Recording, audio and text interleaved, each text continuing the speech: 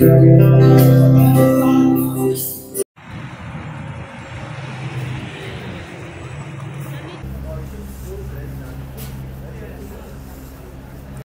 To another vlog.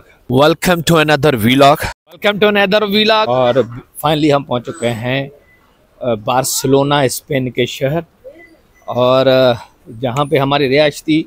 और वहां से हम जा रहे हैं कासा मेला घूमने के लिए। कोई स्पॉट है, अब वहाँ पे जा रहे हैं। और बहुत ही कॉम्प्लिकेटेड रास्ते हैं, ख़ास तौर पे बसों के और मेट्रो के। तो हम यहाँ से बाय मेट्रो यहाँ पे पहुँचे हैं। बस लिटरली आप एतबार करेंगे, कम से कम 3, 4, 5 फ्लोर हमें जो है वो अंडरग्राउंड जाना पड़ा, और फिर जाके जो है फाइनली हम पहुँचे यहाँ पे। और ऐसा लग रहा था कि ज़मीन के अंदर जो है वो शहर है। और लिटरली मैं आपको बताऊं, फर्स्ट टाइम मैंने जो है मेट्रो, जो अंदर इंटरसिटी मेट्रोज़ हैं, वो उस पर ट्रैवल किया। और मैं आपको बताऊं, मुझे इतना खौफ था कि मैं मोबाइल भी नहीं भर सका। और मोबाइल निकालने का ये ना हो कि स्पॉट जो है वो मेरा स्टॉप जो आगे निकल जाए और फिर मैं परेशान हो जाऊं। तो फाइनली मैं ऊपर पहुंच चुका हूं, और अभी जो है हम आगे का जो है व्लॉग अपना स्टार्ट करेंगे। पहला जो हम करेंगे वो कासा मेला से हम स्टार्ट करेंगे। तो अभी यहाँ पे पहुँचे हैं मेन सेंटर सिटी पे, और यहाँ से अपना जो है सफ़र का आगाज़ करते हैं और एक्सप्लोर करते हैं स्पेन के इस शहर बार्सिलोना को। फाइनली हम पहुँच चुके हैं बार्सिलोना के सिटी सेंटर में। और यहाँ का जो स्ट्रक्चर है वो बिल्कुल ही घरों का, प्लाज़ा का थोड़ा डिफरेंट है। यहाँ पे आपको महसूस होगा, जो भी घर हैं या उनकी बालकनीज हैं, ये स्क्वायर शेप में आपको नज़र आएंगी। मैं बिल्कुल ही सिटी सेंटर में खड़ा हूँ, और इनकी आपको यहाँ पे फील होगा कि इनका लोकेशन, क्योंकि मैं इटली से अभी आया हूँ, तो वहाँ के घर और यहाँ के घरों में दिन रात का स्ट्रक्चर में दिन रात का फ़र्क लग रहा है मुझे। तो अभी चलते हैं, अपने सफ़र को जारी रखते हैं।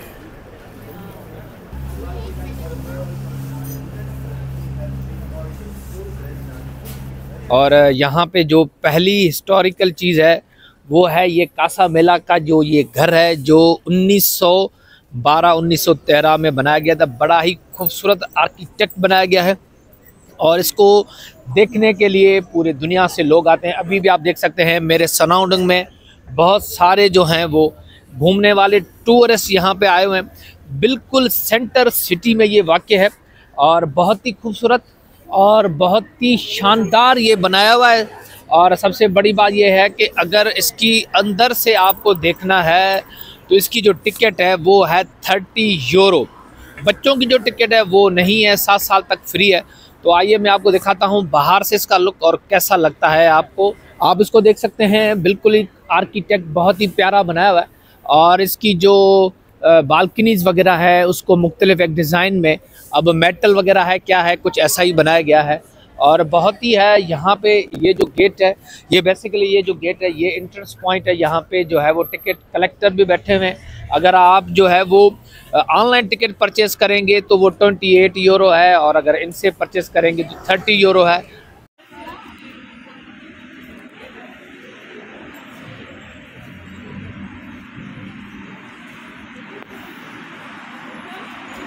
देखा जाए तो इसके देखिए बड़े बड़े पीसेस जो हैं ये बने हुए हैं, और इसके अगर कॉलम देखें तो कितने बड़े बड़े कॉलम हैं। और जैसे स्ट्रक्चर खास तौर पे ये जो बीम्स हैं, आप इसको अगर देखें तो बड़ा ही महारत और एक ऐसे समझे स्ट्रक्चर का जो है वो महारत कमाल है। इस पूरे स्ट्रक्चर में अंडरग्राउंड भी होगा, बहुत ही प्यारा बनाया हुआ है। और सारी चीज़ें जो कॉलम आया हुआ है, इसको देखा जाए तो एक ही फ्लो में जा रहा है, एक ही सारा फ्लो है, और उसमें किसी भी फ्लो में चेंजिंग नहीं है। अगर इसकी डिज़ाइन देखेंगे तो सारा एक ही डिज़ाइन में जा रहा है। बहुत ही शानदार बनाया हुआ है। आप लोगों को यहाँ पे, अगर आपका यहाँ पे आना हो तो आप इस चीज़ को ज़रूर। तो अभी हम चलते हैं दूसरे पॉइंट पे, और दूसरी देखते हैं कौन सी हिस्टोरिकल प्लेस है जिसको विज़िट करना है। क्योंकि शाम हो रही है, सूरज ढल रहा है, तो इसीलिए जितना जल्दी हो सकता है, क्योंकि हमारे पास सिर्फ एक दिन है, और हम एक दिन में कोशिश करेंगे जितना हो सकता है घूमेंगे।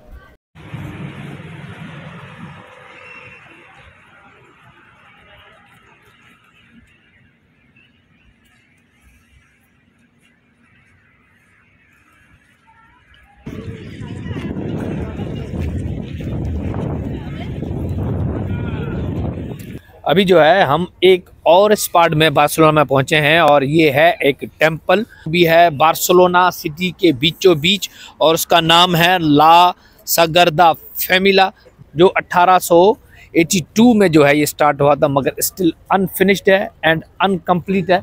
और ये उस वक्त के जो बुश थे उन्होंने अपने हुक्मरान को जो है मोहब्बत का इजहार करते हुए इसको बनाया गया, मगर लिटरली अभी तक फिनिश है। इसकी जो डिज़ाइन अगर देखी जाए तो बड़ी ही ज़बरदस्त है और 140 साल गुजर चुके हैं, मगर ये अभी तक मरम्मत और बनाने की फेज़ में चल रहा है। और जहाँ से पहले में आया वहाँ से कम से कम 1-1.5 किलोमीटर की दूरी पे है और बिल्कुल ही बार्सिलोना के बीच शहर में और चारों तरफ से ट्रैफिक है। टिकट्स ऑफ हो चुकी हैं क्योंकि हमें आपको पता है कि हम इटली से आए थे, तो यहाँ पे पहुँचते पहुँचते बहुत देर हो गई हमें। तो मैं आपको बाहर से भी इसका थोड़ा व्यू दिखाता हूँ। अभी आप देख सकते हैं इसका बहुत ही शानदार स्ट्रक्चर है और बहुत ही ऊपर जा रहा है और मुझे नहीं पता 20-30 मंजिला तो होगा, बन रहा है। और इसके साथ साथ अगर सेंटर में देखेंगे तो मुख्तलिफ़ किस्म की जो हैं वो पोर्ट्रेट्स या मुख्तलिफ़ किस्म के हाथ के जो हैं मुजस्मे जो हैं वो बने हुए हैं। और बिल्कुल ही क्योंकि अभी रोशनी कुछ मध्यम हो गई है तो जिसकी वजह से आपको नज़र थोड़ा कम आ रहा होगा। ऊपर क्रेन्स वगैरह इसमें लगी हुई हैं, यानी अभी तक 140 साल से ऊपर हो चुका है, मगर अभी तक जो है इसमें काम जो है अभी तक चल रहा है। और इस फ़न के मुजाहरे को, इस फ़न पारे को देखने के लिए और इतनी मेहनत जो 140 साल से ज़्यादा हो गया है, लोग देखें दुनिया के कोने कोने से और मेरे तरफ से देखेंगे कि तो सारे टूरिस्ट हैं यहाँ पे आए हुए हैं, बच्चे भी हैं, बूढ़े भी हैं, जवान भी हैं और इस अजीमन शान चर्च को देखने के लिए यहाँ पे पहुँचे हैं। अभी हम वापस जा रहे हैं और हम जा रहे हैं मेट्रो के थ्रू। जो जब आए थे तो वो बहुत ही अंडरग्राउंड था, मगर शुक्र है ये जो है वो उतना अंडरग्राउंड नहीं है। अभी हम जो है वो रॉन्ग साइड पे आ गए हैं, फिर हम वापस नेक्स्ट लाइन पे जा रहे हैं। होपफुली ईजिली हम पहुँच जाएंगे घर। मेट्रो ट्रेन में पहुँच चुके हैं और मगर बड़ा ही कॉम्प्लिकेटेड है। नए बंदे को जो है वो समझना बड़ा ही मुश्किल है और हमारे लिए तो बड़ा ही मुश्किल है। 10 बार तो सोचना पड़ता है कि कौन से स्टेशन पे जाना है और क्या करना है। Very very risky. ये पूरे इस लाइन के जो है वो सारे स्टॉप्स हैं और जो स्टॉप अभी आने वाला है उसका वो बिलिंग करता है और बाकी जो जिस स्टॉप उतरना है आपको यहाँ पे बताया गया, ईजी टू अंडरस्टैंड है, मगर सिर्फ आपको लाइन का पता चले कि लाइन कौन सी है, सफ़र आसान। देखिए तो हमारे पास होते हैं मगर फिर भी समझना बड़ा मुश्किल हो जाता है। उसका रीज़न ये है कि सारा जो है वो स्पेनिश में और नाम कुछ ऐसे ऐसे हैं जो हमें तो समझ में ही नहीं आता। कि जिसको सारा समझ गया और लाइनों के समझ गए तो literally it's a very easy और ट्रैवल करना जो है बहुत ही आसान है।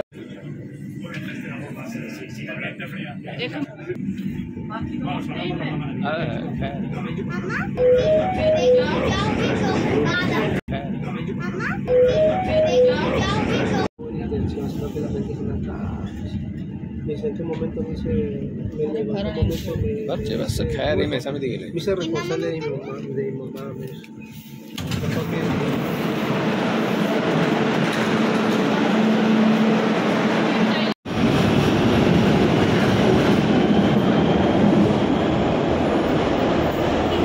एक टर्मिनल में पहुँचे अभी, क्योंकि पैदल जाएंगे तो कम से कम 1 घंटा हमें और लगेगा। तो हम ट्राई कर रहे हैं एक दूसरी लाइन पकड़ने, वो है L1। L5 से हम आ गए और फिर एक स्टॉप पे उतरे और फिर वहाँ से हमने कहीं किसी से पूछा तो फिर उन्होंने गाइड किया कि आप L1 पे जाएं और L1 पे जब आप गाड़ी पकड़ेंगे तो फिर आप नेक्स्ट डेस्टिनेशन पे जाएंगे, जो हमारी रिहाइश है होटल बार्सिलोना, नोवा बार्सिलोना, उसके बिल्कुल ही करीब है। अच्छा, पहले हम थे लाइन 5 पे और अभी जो है लाइन 5 पे हमें यहाँ पे छोड़ा इसने और फिर हमको करना है लाइन 1 और लाइन 1 के लिए एक ये स्टॉप और ये एक स्टॉप दूसरा है। अगर यहाँ से हम जाएंगे तो कम से कम हमें अपने जगह पे पहुँचने में आधा सा पौना घंटा लगेगा। अगर यहाँ पे कम से कम 10-15 मीटर के बाद जो है हमारी रिहाइश है, तो हम ट्राई करते हैं। अभी हम पहुँच चुके हैं अंदर। हाँ, और मैंने आपको सुबह भी बताया था शहर के अंदर शहर है। ये जो हैं ट्राम्स हैं और ये इसका आप सोच रहे हैं कैसा सिस्टम बनाया हुआ है और फुल लाइटिंग है और बिल्कुल ये हम ऐसे समझे ज़मीन के 3rd-4th फ्लोर के अंदर हैं और फिर भी जो है वो सारा सिस्टम चल रहा है। लाइटिंग देखें, सफाई भी देखें और ये अंडरग्राउंड ट्राम्स हैं। दुनिया ने ऐसे तरक्की नहीं की, ये तो लोकल छोटे छोटे स्टाफ्स हैं उनको किस तरीके से इन्होंने बनाया है। इसीलिए तो सारे दुनिया के जो लोग घूमने फिरने यहाँ पे आते हैं और लोग यहाँ पे भी टैक्स देते हैं और लोग हमारे ममालिक में भी टैक्स देते हैं।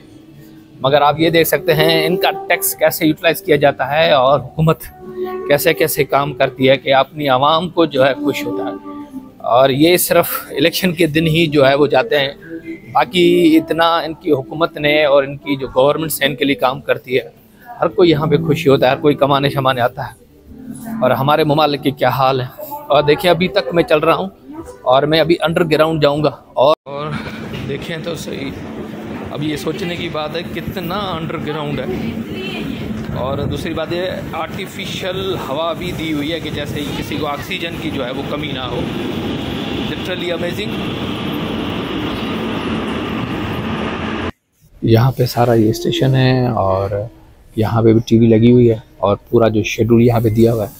और अगर यहाँ पे देखते हैं तो पूरा लिखा हुआ है कौन सी स्टेशन पे और कितने टाइम के बाद कौन सी ट्रेन आएगी।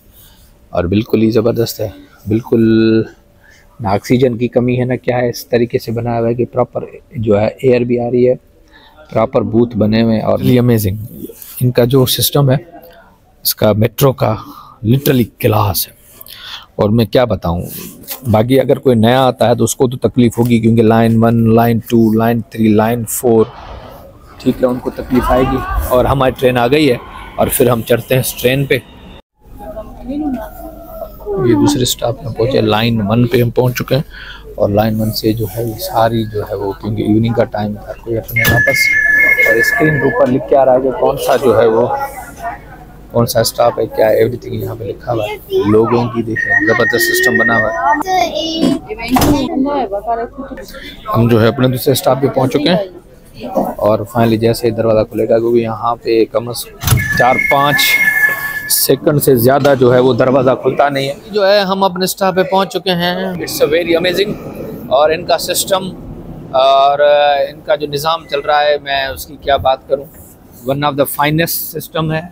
और ट्रेनों का तो इतनी फास्ट ट्रेन है, इतनी हमारी अपनी भी जो ट्रेनें हैं पाकिस्तान की वो इतनी तेज़ नहीं है। अमेजिंग, सारी इलेक्ट्रिक पे है, कोई टेंशन नहीं है। आपको सिर्फ समझ में आए तो आप आराम से निकल सकते हैं। Well done, well done, well done.